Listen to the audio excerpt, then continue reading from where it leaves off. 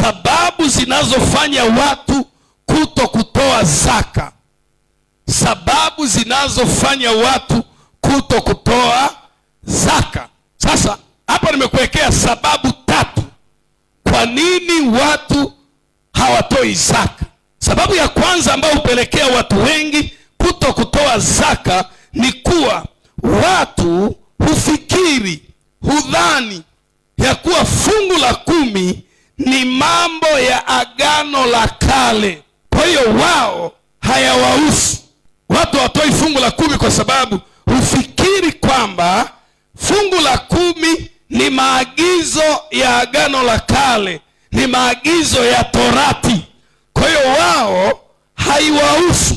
Mimi leo nataka nikuonyeshe kwamba utoaji wa fungu la 10 sio agizo la sheria. Japo sheria baadaye ilipokuja ilikuja kukazia na kuweka kama sheria utoaji wa zaka ya fungu la 10.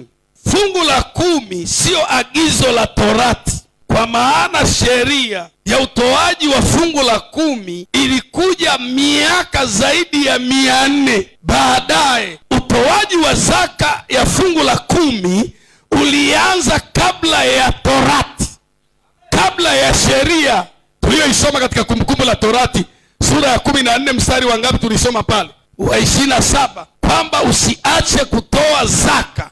Hiyo ni Torati inawaagiza Waisraeli usiache kutoa zaka.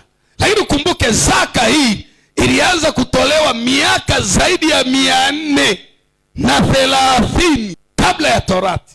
Kipindi cha kwanza kabisa cha maisha duniani kinaitwa kipindi cha kutokuwa na hatia, innocence period, kipindi ambacho watu waliishi bila dhambi, bila hatia, bila makosa.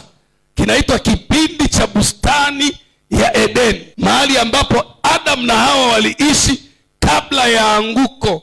Kinaitwa kipindi kisicho na hatia. Baada ya anguko, Adam na Hawa walitupwa nje ya bustani ya Edeni, waliondolewa katika kipindi kisicho na hatia.